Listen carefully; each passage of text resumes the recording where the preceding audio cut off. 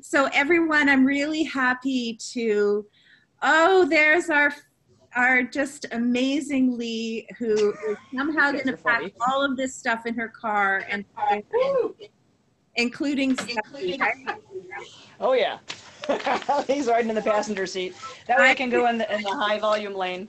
I would like to see a photo of that. So I'd like to introduce our second North at Home session to our really good friend at the Cleveland Museum of Natural History. She is one of the only people, the same way Alexandra was the only person at the zoo. Lee is one of the only people at the museum today. She could be doing night at the museum and have that. So I'm going to turn So it over to scary. Lee, who's going to talk a little bit about stress and what we can do to make it through the next couple of weeks together. And we always love Lee's session, so I'm going to turn it right over to you. Over to you, Lee. Well, man, I can't believe that the Connected North crew have pulled this together as quickly as they have. I am so impressed. So first of all, I give you all a round of applause for doing such an awesome job of pulling off all the technology. Quick mentioning of chat and stuff. My friends who might be watching this session right now live, because I am sending my signal from the museum here in Cleveland to the Connected North team, I don't see your chats directly. So what I'm going to do is I'm going to give Mally and Katie, anybody else watching in the background there, absolute authority to interrupt me at any time and say, we have a question, because that way I'll know there's a question. Otherwise, I won't know that. So don't mind Lee, any I can interruptions make you here, the guys. host. If I made you the host, you should be able to see the questions. Would you prefer But that? I'm not logged in with a computer. I'm just Okay, dialing in from the H323 system, so it doesn't let me see that stuff. perfect. Well, I you know. call out when you're ready for some questions and I'll keep an eye out for Oh, them. Yeah, Lee, I can do that too, sure. we'll stop twice for questions, okay? That's totally fine. And are we going to rock and roll this session all the way for a whole hour? Let's say 45 minutes and then we'll have questions. Okay. Because I don't want to stress anybody out thinking, what? I got to sit here in front of my computer for a whole hour? See what I did there? See what I did there, you guys? Anyway, hi, I'm Lee. I'm hanging out here at the Cleveland Museum of Natural History. So delighted to be talking with all of you folks who are staying at home right now. So are we. And this is actually a very sad day for me because it is the last day that I think I'm allowed in this building until April 6th. It's frustrating, but it's also necessary because I'm a health teacher and I teach exactly how germs spread. I teach classes about epidemics and pandemics and what those terms mean. Hey, maybe we'll put one of those programs through the Connected North team while we're all hanging out at home. And so I understand, why it's important to make sure that we are not spreading germs. Fortunately, here in the studio, I have one human right here that I cannot spread germs to because she's plastic, so that's good. But I do have another human hanging out across the room for me that I'm going to swivel the camera. Jen! There's Jen. And Jen is possibly going to be learning this class because she's one of our teachers too here at the museum. She's very well versed in things like Native Ohio animals and Native American stuff. She does a lot of cool things, but she has never seen the stress class, so she's going to be hanging out over there. And in case I turn to the side and go, what do you think about that, Jen? I'm not talking to this one because that would mean that I've been alone for too long, right? This is Anita, and I always introduce her. If you've seen me doing any other programs, I've got some pretty generic jokes I like to tell, and I don't want anybody to think that I am joking about the situation, because the way that I respond to stress is I tend to make a lot of nervous jokes. I don't know if anybody out there is like me, but that's what I do. And then sometimes people say, you're not taking this seriously, and I'll say, yes, I am. But the only way that I can stay calm and focused and ready to handle what's coming along is make some jokes. So guess what? You're going to hear all my jokes today, my friends. And one of my jokes is, this is Anita. And Anita's last name is Shirt. Say it together. Anita's Shirt. She does. She needs a wardrobe. She needs a pair of pants. She's completely naked over here, but that's okay because we're talking about all of her insides and we don't need to see her skin on the outside of her body for this program. So there's Anita's Shirt hanging out with me, Lee, at the Natural History Museum. In case you're trying to figure out where in the world is that place, I think I have my map zoomed in. We're going to find out right now when I hit this button. Yay, it was still zoomed in where I thought it was. Just so you all can see where I'm hanging out. I should take this map home with me now that I think about it. I'm hanging out right here in Cleveland, Ohio, and I have spoken to so many awesome humans from all around in this piece of the world. It's very, very exciting to me. But there I am in little tiny Cleveland, Ohio, shooting my internet signal up here so everybody can watch. All right, so let's get to the topic. Stress. What does that mean even? I mean, I hear the word stress used in, say, construction. When you're talking about like a metal beam, how many times can you bend it before it'll break, right? So they'll say, are you stressing the metal? Are you stressing the machinery? I've heard it referred to in animals, saying, is that tiger or lion or whatever creature in a zoo showing signs of stress? And that means you're seeing it performing these very repetitive behaviors that it wouldn't normally be doing in nature, like pacing back and forth in the same spot, and you can see the soil worn down where it's been walking, or a bird, a pet bird maybe, that's plucking its own feathers out. Now, they'll do that if the feather is broken and damaged, so they can grow a new one, but if they're just randomly plucking, like some people, like I used to bite my fingernails all the time, and I would chew them down to where there was like no fingernail. I'd even like chew on the cuticle, man. And my parents tried to help me, and my friends tried to help me, and I could never break that habit until I had a friend, and he did it. And he chewed his fingernails all the time. And I saw him doing that, and it would remind me, okay, you don't want your fingers in your mouth all the time. So I stopped chewing my nails because I saw that visual reminder all the time. But it's not easy. It's not easy to break a habit, especially if it's a habit that has been brought on by stress. So we need to define that word since we're talking about it in this class. And I'm going to give you the super boring dictionary definition. Ready? I'll even read it in my most boring voice. Stress, a state of mental or emotional strain or tension resulting from adverse or very demanding circumstances. Okay, well, I know the word adverse means bad. It means negative. And demanding, I don't like it when you're demanding things of me. And strain and tension both sound pretty bad too. So this is the way that we define negative stress that we never escape from. And a couple of years ago, we asked a bunch of high school kids all across the whole United States to participate in a poll talking about when they went back to school, what made them feel stressed. And here are the answers, maybe, there we go, here are the answers to that poll. And specifically we said, worries you about going back to school. When we put this poll out, it was in summertime, so kids were on summer break. Gee, kind of like we're all home right now, we're eventually all going to go back to our regular activities, so what makes us worried? And the kids said all the following things. 1, they were worried about schoolwork itself. Well, sure, who isn't? I don't like taking tests. Nobody does, right? But it's one of our jobs we have to do as a kid. Social issues. Ooh, seeing all the people that we hadn't seen before and them seeing us and maybe having to sit next to kids we don't like so much in class. Then we have appearance issues. How do I appear to all the other people out there? Are my shoes, am I going to get teased because of my pants? Whatever. That was always me because I tend to like to wear boys' pants. I don't know why. I just like the way they feel on my body. And I would get teased because I was wearing dude pants instead of lady pants. And, who cares? But hey, that was something I was nervous about as a kid. And a lucky few kids said nothing. They were like, whatever, man, ready to go back to school, so good for them. And then a small portion of them were talking about other things about school, but not the schoolwork itself, which would be things like sports at school, or the theater if you're involved with that, or other clubs and activities built around school. That's a lot of stuff to be worried about.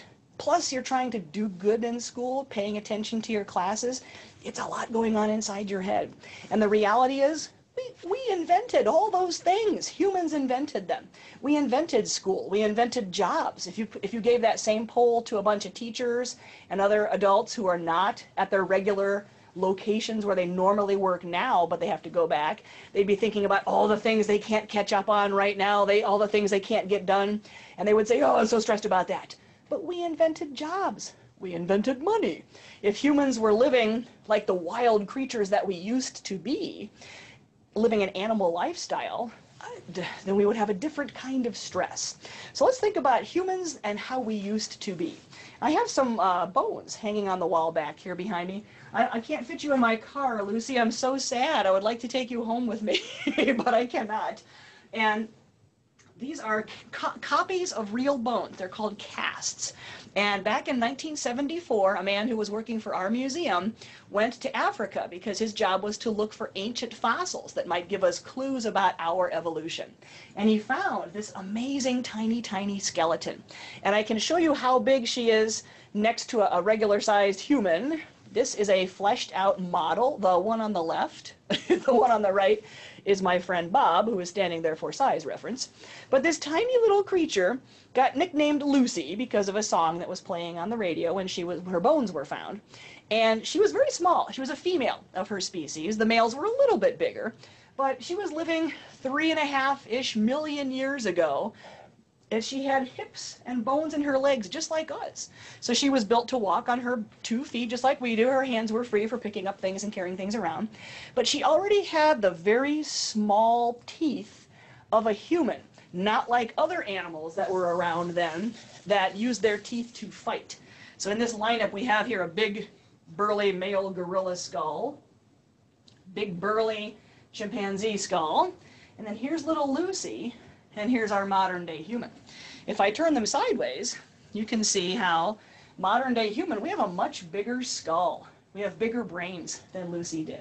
Her brain was smaller, kind of like the chimpanzee. So we do not think that she could speak the way that we speak. We do not think that she had any technology like fire to make fire, but she did have hands like these. So she could be learning how to pick up rocks and throwing things and figuring out ways to combat all the dangerous big animals like saber-toothed cats that would want to eat her. And she also has very tiny teeth. If I tilt this up a little bit, you can see how her little teeth in her mouth are pretty close to the same as a human's, and she does not have big fangs. Her canine teeth are a little bit bigger than mine, and I've certainly met some people that have big pointy teeth, and that's kind of cool when a human has those, but no human has teeth like this guy. I mean, look at those. Those are some humongous, giant canine teeth. And that's because a big male gorilla, his whole job is to eat a lot of leaves and munch on leaves all day. And then if somebody is threatening his family group, he's going to fight them. And he might throw a stick, he might beat his chest and do all those gorilla things, but he's going to bite you. And he's going to bite you with those great big huge teeth that are going to do some serious damage. Little Lucy didn't have any of that stuff. So her whole life was on the ground in danger. And she was constantly dealing with a different kind of stress than we have, because she didn't have school, she didn't have jobs, she didn't have money. She was living like an animal. Find food, find shelter, escape all the danger, make some babies, that was her whole life. And we have a word for that kind of stress. This is the word, eustress. Moderate or normal psychological stress, interpreted as being beneficial for the experiencer. Okay, well, I know what normal means. It means it's something to be expected, right? And I know what beneficial means. Good. Hey, well, that means we got a whole different kind of stress here that animals deal with that people don't. Yep, that's the story, folks, because here's what you could call it, fight or flight.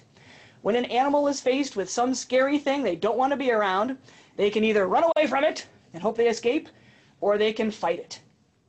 That's what you do, right? What is your other choice? Either you're going to get eaten or you're going to run away, right? But you can't do that in school, can you? Like if you're sitting there, I don't know where this camera's going to go. Oh, there we go. I was going to have it over here. No, with her. There we go. If you're sitting in school and you're next to somebody that you really don't want to be next to, like the teachers assigned you the seats, and you're sitting right next to this person and they're kind of driving you nuts because they were picking on you earlier, talking about you, whatever. And now you're like, great. Now I got to sit next to this person. You really don't want to sit next to that person. You want to fight with them, right? Because that's what your animal body is telling you. That's what a chemical that comes from your glands right here. If you want to feel them right now, you got to do this. Put your thumbs up like you're saying, hey, good job, with both hands. And then put your hands on your hips, kind of like you're annoyed with someone. And think about where your thumbs are. Think about right there. Yeah. That's where your kidneys are. And sitting on top of your kidneys are some glands called adrenal glands. And a lot of you probably know that word adrenaline. That's the hormone, the chemical that gives animals their rush of power to get out of danger and get out of there fast, or to fight and win a fight that maybe they couldn't always win because they're a small animal, but all of a sudden they've got all this extra energy. It happens to humans too. Sometimes you hear amazing stories like, oh my goodness, there was a car crash, which is awful and terrible and scary, and this little lady jumps out of the car and her baby is trapped in the car, and she gets all Hulk all of a sudden and picks up that car to get her baby out of there. And at the same time, she's hurt her back and her neck and everything. She's like, oh man, what did I do? But that adrenaline gave her that sudden boost of energy that she could save her child, right? So that is important stuff, and we like it. We like it a lot because it means you escaped. It means you survived danger, yes. So if we could somehow do things every day that gave our bodies that feel, that raw Hulk feeling of energy, man, we would be living more like an animal for that chunk of time, and that blast of adrenaline, and then it goes away. And what's left is a feel-good chemical called dopamine. Dopamine is released also when the adrenaline is, and what it's doing is it's helping you to be crazy and energy, but also able to like stay focused and stay like this is a good thing, stay focused on this thing. So once the adrenaline goes away, now you've got this, I made it. Right now, think about the scariest thing that you like to do. And it could be like some outdoor sport, snowboarding or something like that. It could be some, one kid once I was teaching, they said, roller coasters. Okay, great. If you like riding roller coasters, you've done that before, think about that. Something that's really scary and physical. I went parachuting once when I was younger. Boy, that was super scary to actually commit to falling out of the plane on purpose. Wow, but man, when I landed, I felt amazing. I was like, I'm in charge of the world, I can do anything. And then it went away, and I was like, all right, that was cool, but I want to do it again now, because that feeling was so awesome. That's why we like it, man. It's called eustress. And we lack that in our daily lives now. We don't have it because we have to go to school, and we have to have jobs, and we have all these things that we never escape from. Eustress means it happens, and then it's gone. School's always there. Right, work's always there. So we got to figure out ways in between all the school and the work and stuff that we can make our bodies feel like an animal. I want to show you one trick right now. It's quite possible that Mally and Katie in the background have never seen this. And then after we do it, we're going to pause and see if anybody has any questions. Ladies, just so you have a heads up, about a 2-minute warning on this. If anybody watching at your homes right now can find a regular piece of paper and a crayon, or some marker that you don't mind if you destroy it, because we're probably going to cause some damage to this marker. Don't worry if you can't get those items right now. You can just watch me. I'll show you what we're going to do, and then you can try it later. But we tried this a couple of years ago in one of our summer camps because we were teaching this basic idea of this class to a bunch of kids who were, I don't know, they were like 4th grade, 5th grade, somewhere around there where, about halfway through the day, you just need a break, man. And we had been working on a bunch of really hardcore stuff, and the kids were ready for a break, and we needed to de-stress. So I said, okay, everybody grab a piece of paper and a crayon. All right, here we go, or a pen, whatever you got. I'm going to use this pen. Actually, I don't want to destroy this pen. Hold on, I'm going to grab a different pen. I don't mind destroying this pen. And we said to the kids, okay, everybody get your paper out and your pen, all right? And you're going to get the pen ready to draw, okay? But you're not going to hold it in your normal writing hand. You're going to hold it in a more aggressive hand. Not like this, because if you go, you might hurt yourself, you might destroy the pen too soon. So you're going to flip it around like that. And now I want you to imagine that this pen represents everything that is driving you crazy today. It could be the fact that I have to leave this building that I love very much and I can't come back for 2 whole weeks.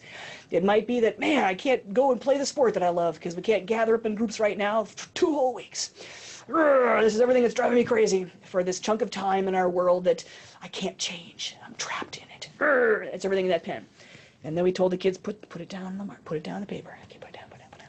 And then scribble for 10 seconds. Count the seconds out loud. Scribble as hard as you can. I'm going to do it, and what you're going to see is you're going to see my face turn really red, because when I do this, I love it so much. I let it all out. 10 seconds. Ready? I'm so mad at just destroying the microphones. Mally and Katie are so mad at me right now because they didn't know I was going to yell at the microphone. And I'm scribbling. 5, and 5 more. 4, 3, 2, 1. Steve, get rid of the pen. Crumple this thing you just wrote on. we did that, and all the kids threw it, there was this moment of silence. And this one kid goes, can we do that again? And I'm like, yes, we can. Oh my gosh. And even right now, I'm like, all right, that was pretty fun. Did you see my face turn red? I love when that happens. It's like, what's wrong with me? Yeah, man. But just right then, I allowed myself a moment of just animal, passionate, I'm so freaked out over stuff. And that's that. There you go. And all of a sudden, my body is saying to me, whoa, what just happened here? Like, everything was super exciting for a minute, and now it's not super exciting anymore. What just happened? And that's the adrenaline and then the dopamine coming in. Ta-da! So if you guys would like to try that, that is our slightly not patented at all, feel free to steal our idea of a silly thing to do right now to shake out some energy. Did you do it? Maybe not. If you did, do it later. It's really fun. All right, next, we got to talk about how a doctor would know if you're stressed out. And what a doctor would, oh wait, I promised I would pause for questions. Katie, Mallie in the background, while I sip a piece of water into my throat because dry throat. Yeah, well, Lee, that was quite something. Are you okay? I didn't blow the speakers out, did I? Sorry. I've seen that before, but we are all feeling that way. So if anyone has a question for Lee, would you like to put it in the chat, and I'll send it on. We'll send it on to her. Awesome. Thank you, ladies. What I'll do is I'll chat for another 2 minutes or so, and then we'll pause again to see if anybody has any. And even if it's just comments, too, because I do have a lot of rando, weirdo things here in my studio. And this is kind of the last chance we'll have to look around at all these weirdo things. So we could wrap it up with just a little tour, a little farewell. Fun. Now, Lee, Evan did do that, and he said it felt very nice when he scribbled on the paper, so he was pretty excited. Yeah. Did you say Evan? Yeah, that was Evan. He said it felt really nice, and he was wondering if you could explain why that felt so good. Isn't it amazing? I know. It's just, I just realized, oh, not only did I destroy that pen, but oops, I got a little red marker on the counter. I'll have to clean that off. Evan, the reason why that feels good is it sets up this crazy feedback loop. And when I say feedback loop, it means the chemicals that are happening inside of your body. So before you did that experiment, your body was wherever it was at that particular moment. And probably your body was a little stressed because you're stuck at home. You know, we're all following these orders and rules and regulations that we know aren't going to last forever, but they're going to last a long time, you know. So there was a little bit of stress in your body, a little bit of adrenaline creeping out like all the time. And that adrenaline was just driving all your organs crazy because it was making your diaphragm tense up, which means you're breathing in a much smaller way than instead of a big deep breath. You're breathing tighter. That's how you breathe when that adrenaline is going.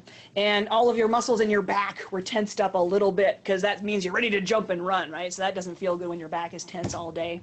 Your heart was beating with a little too much stress, a little too much pressure because it's saying you need oxygen to run around. So all of that was happening before we did the silly scribbling activity.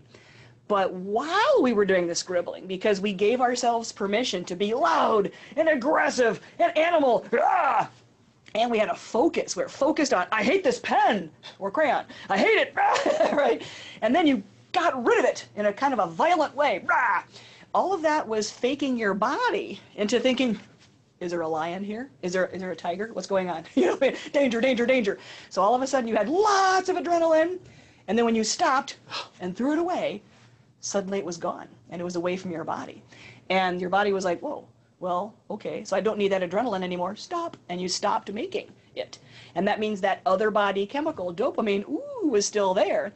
And that's the chemical that makes you focus a little more, makes you feel good about the activity, like, that was awesome, right? That's why. You can even up the awesomeness by one more level, is you can focus on your breathing. So we could try that right now. Well, let me jump to my breathing screen. Here we go. And notice there's a picture of a doctor using one of those stethoscopes, and that little boy has got his mouth really open because he's taking a big breath. And it says, look at this. It's a specific action you can change right now. Well, I don't know about you folks, but I do a lot of breathing. I tend to breathe all the time, right? Because we must do it to stay alive. But we breathe in response to stressors. If you're sitting next to that kid, stressor means something that is causing you that stress, causing you that feeling of adrenaline all the time. And if it never goes away, then you're stuck with this response that you really aren't controlling. It's controlling you. So if you're going to take control back, one thing that you can do immediately is you can stop that short breathing pattern, that up high breathing. I'm going to challenge you all right now to think about how you would breathe if I said, hey everybody, take a deep breath right now. Ooh, wait, Jen doesn't know what's coming. Jen, can I use you as a human example? Sure. You can stay over there, I'll just turn the camera. Okay. No, we gotta find Jen. Where's Jen? Oh, there's the top of your head. Hold on, we need more of you. There's the rest of you. Okay, so Jen, if I just said to you right now, hey Jen, on the count of 3, I want you to take a deep breath and let it out. Ready, set, go. Take a deep breath and let it out. Oh, ho, ho, ho. Okay, all the doctors who are watching this right now at your houses, what did Jen just do with her shoulders? Yeah, she's doing it again over there. She did this, didn't she? Yeah. Pardon me, I didn't ever study, I didn't go to medical school, but I'm pretty sure your lungs are not up here on top of your shoulders. And I'm pretty sure when you go to sleep at night, you don't lie there and sleep like this. Right? If you do, okay, that's very interesting. But I'm pretty sure most humans, when we breathe at night, your belly starts moving up and down, right? And that's because that muscle down there that moves around to get air in and out of your lungs, it's right just above all these other abdominal organs, right? So breathing with your belly is a big, slow sleep breath. And that's what a doctor means by take a slow, deep breath. So we're going to do that right now if anybody wants to play along with me.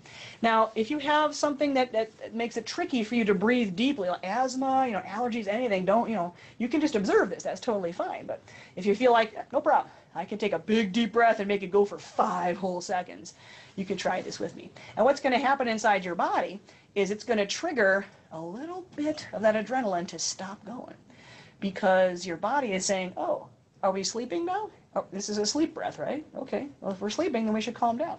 It actually makes your heart chill out a little bit. It makes your blood pressure go down. But you got to do it a big, slow, and really focus on that breath.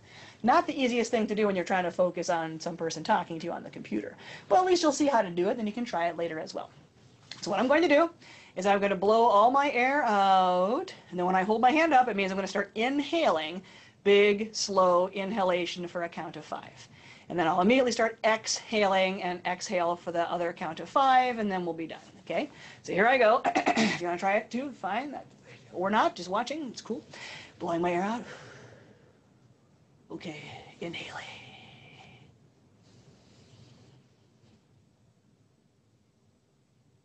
And exhaling.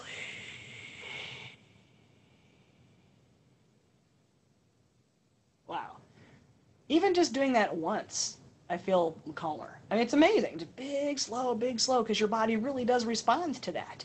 Man, if you do like 2 or 3 of those, I'm ready for a nap, dude. My body goes into total chill mode. And just to prove that I was not using my shoulders, because I have my hand up, that's faking you out. I'm going to turn sideways so you can see, let's see, where's dark again, okay. So you can see my belly, all right. Wait, dramatic belly, downward. Okay. I'm going to do it again, and watch my shoulders. See if my shoulders move when I do that. Okay, ready? Here I go. Oh, wait, but I can't hold my head up. Just trust me, I'll do the countdown down here. So here I go. Inhaling now. Exhaling.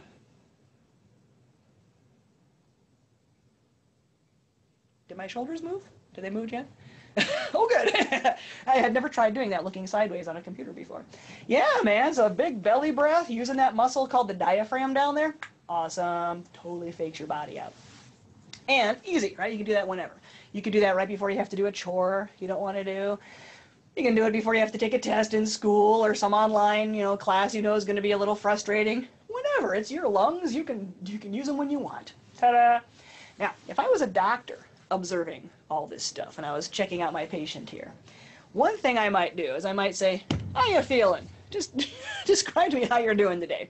And I would just let this person talk and say whatever they wanted to explain how they were feeling. But while they were talking, not only would I be listening to the words they're saying, but I might be taking a few notes, just observing things about their body. And I'm going to put a little list for you up on the screen here. Things I might notice about their body is I might notice that their pupils were dilated, meaning larger than usual. I might notice that their mouth sounded really dry. It made that kind of clicking noise when you don't have enough spit in your mouth. I might notice that they're twisting their neck and shrugging their shoulders like their back and their neck hurt because their muscles are tense. I might just notice that their heart rate is fast, and the way that you can tell that from the outside is that their pupils are dilated and that their mouth is dry. Or I might actually take their pulse if I was their doctor. You can tell sometimes if somebody is sweating on their forehead or their hands or their armpits, right? And those are all reactions. Hyperventilation means breathing short, fast, like really fast, getting all that air in there. And then sometimes people even pass out from that, which would be the ultimate. We don't want that to happen because you would fall and hurt yourself. But if a person is breathing super fast and super shallow, those are all things the doctor can notice and say, I can tell that you are very tense right now. Let's do a deep, slow breath right now and see if we can relax you. And if they put that BP cuff on there, man, they would even tell that, whoa, your blood pressure went down just by taking a couple of big, slow breaths. Pupil dilation is interesting, though, because it's fun to see it happen. So what I thought I would do, since I still have my good old document camera here, and I think I have, oh, a flashlight. All right, look at this. I will show you all my pupils dilating.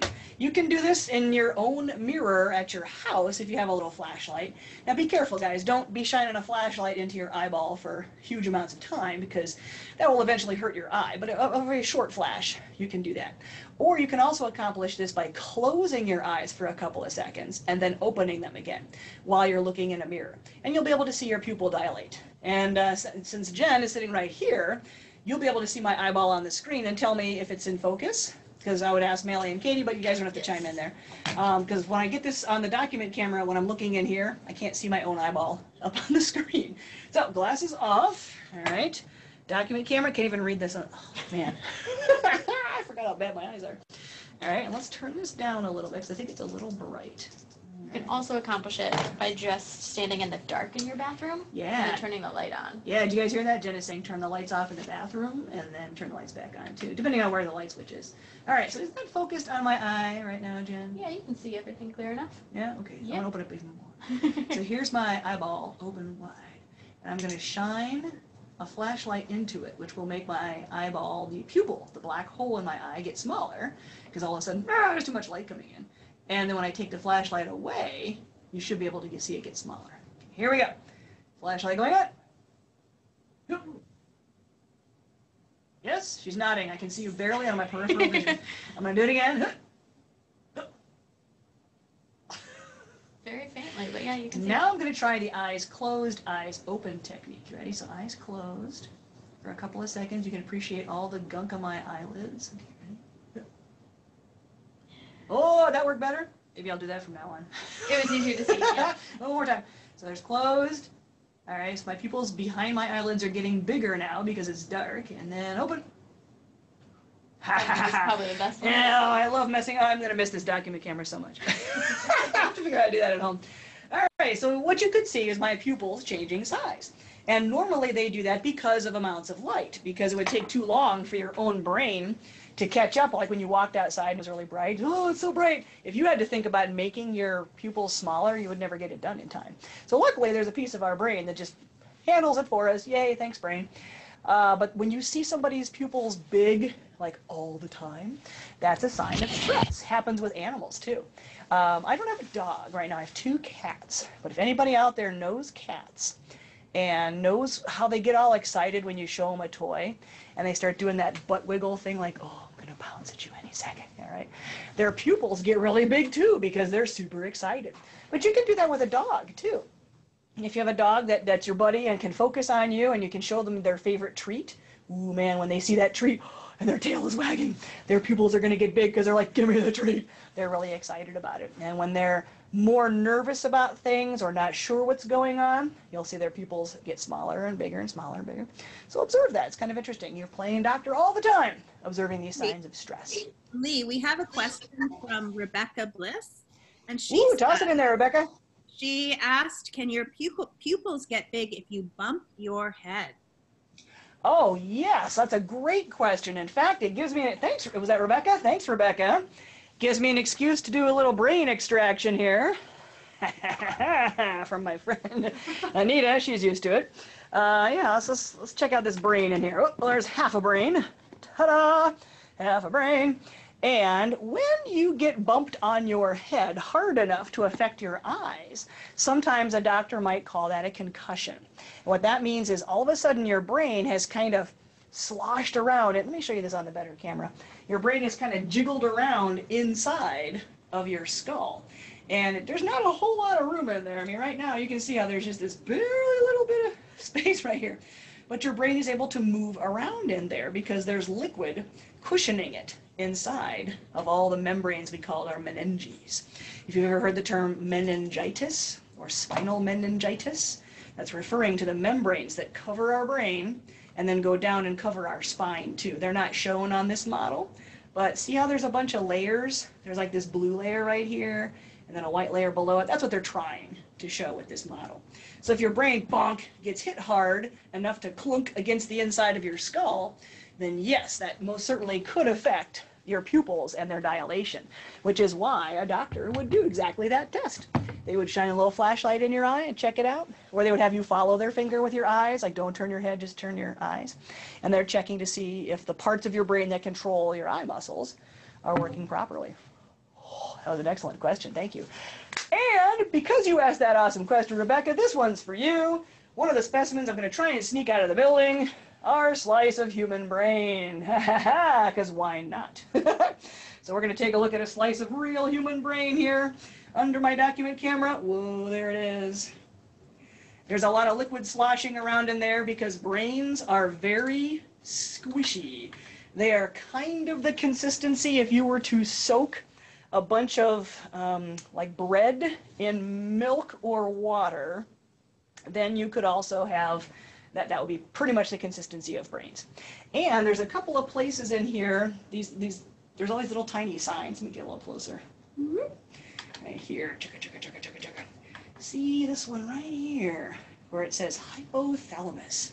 Your hypothalamus, part of what it does is it controls the heat of your body, whether or not you have a fever, is controlled by your hypothalamus.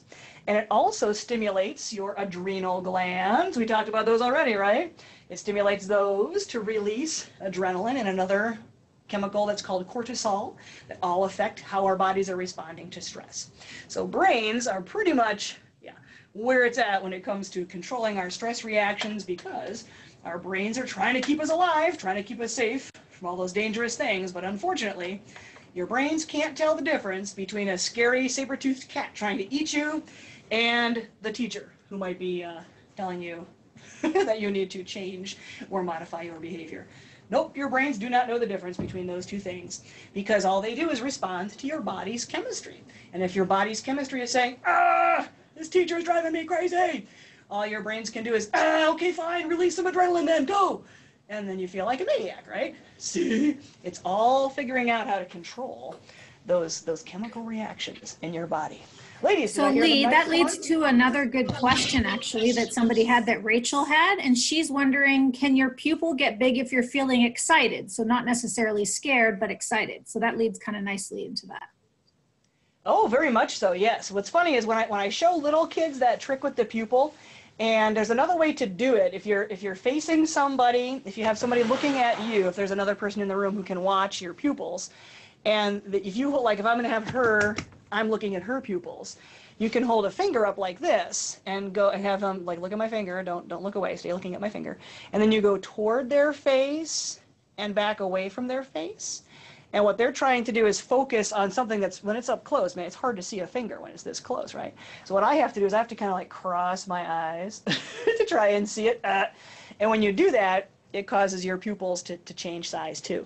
And when I do that experiment with little kids, they all freak out. They're like, whoa, it looks so crazy, you know? And part of why is little kids are used to seeing adults who are annoyed with them, saying, I can't believe you did that, and getting, a little explanation from that grown-up, what they did was wrong, right? And that grown-up's pupils are going to be big. Because that grown-up is stressed right then, and they're experiencing a powerful emotion, anger. Your pupils can also get bigger if it's romance, like, oh, I love you so much. And your pupils will be big, right? Exactly. So they do respond to a lot of different emotions, not just stress. Excellent observations there. Man, I'm impressed. You smart kids out here. Very good. All right, I'm watching the clock, and I think our moderators, well, we got about a 5-minute countdown here, so we want to get to a few more of our stress busting. So we scribbled, and we deep breathed. Whoa. Deep breathed. I think that's how you say it. Let's try a few more. In Japanese culture, there is a concept called wabi-sabi. And I'm going to put that word up for you. Wabi-sabi means accepting that sometimes life is just not perfect. Sometimes life is kind of like this pot, where if I made this pot in elementary school, you know, my parents would say, oh, Lee, that's such a nice little pot you made. Good job. And I might look at it and go later as a grown-up, it's kind of crooked. The paint's kind of off. It looks kind of wonky, right? But my parents liked it, so whatever.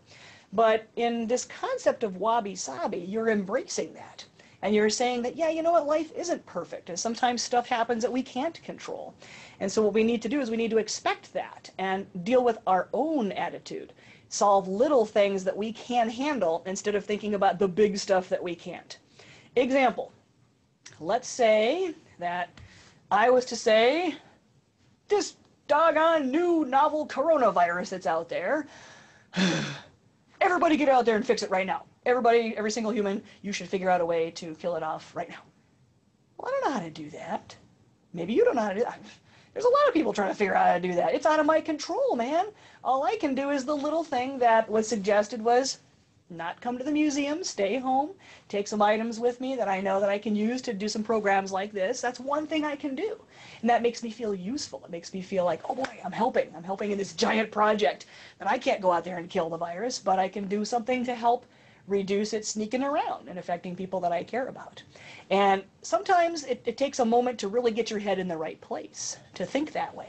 And here's a technique you can use, is that you can say, okay, before I start scrambling around and collecting things and picking stuff up, I'm going to use this grounding exercise. And I'm just going to take a moment to breathe a few big breaths, and I'm going to think about my 5 senses. And I'm going to think about some things I can see, some things I can feel, things I can hear, things I can smell, something I taste right now, like maybe the coffee that I was drinking earlier is still on my tongue.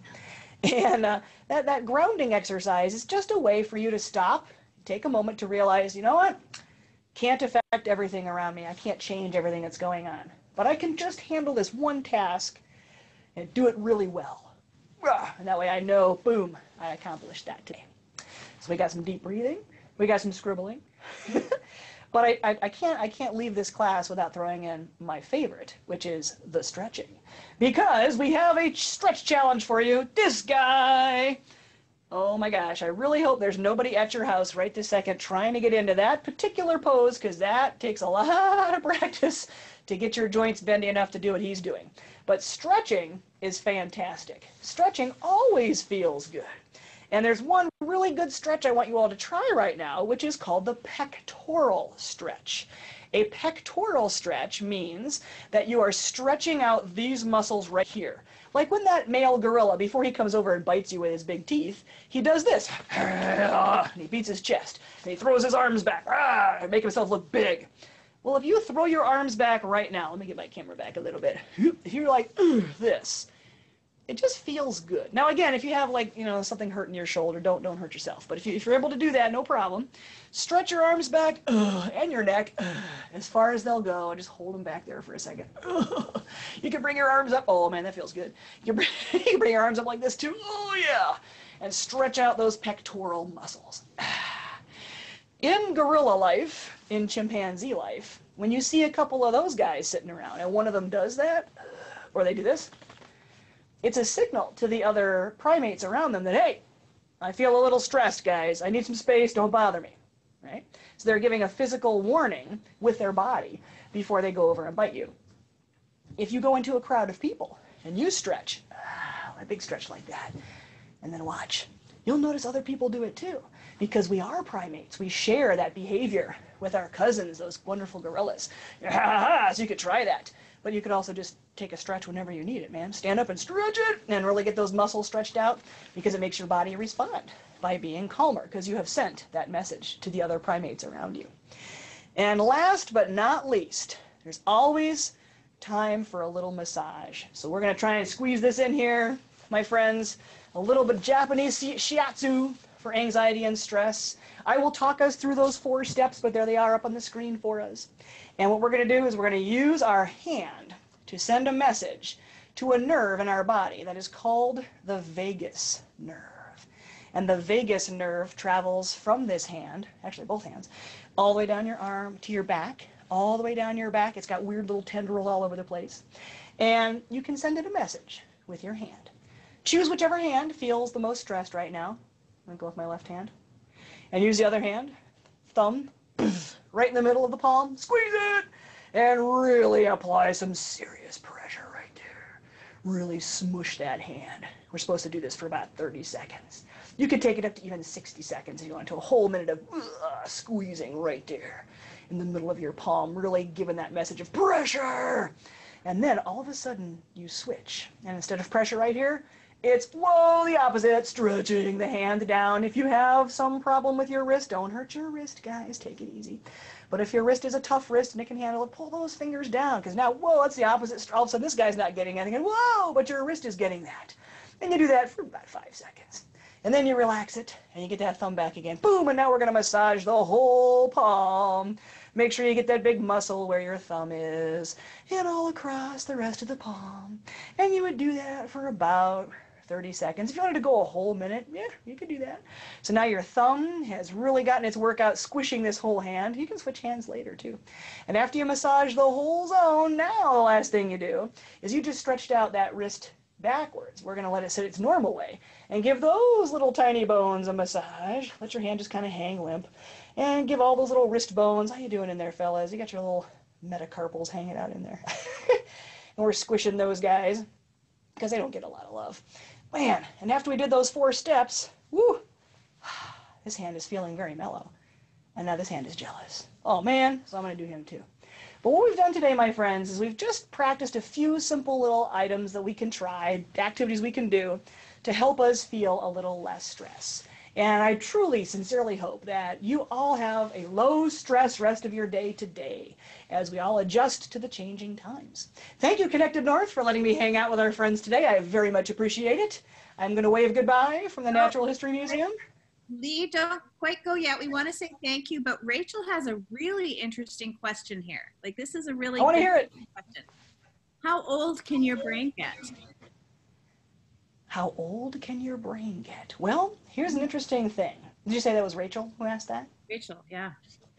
Rachel, your brain, the cells in your brain, when you are born, you have pretty much all the cells that you're going to have in your brain, but they have to form lots and lots and lots of new connections. You can grow some more, but generally speaking, the cells of your brain, they last your whole life. You don't make more.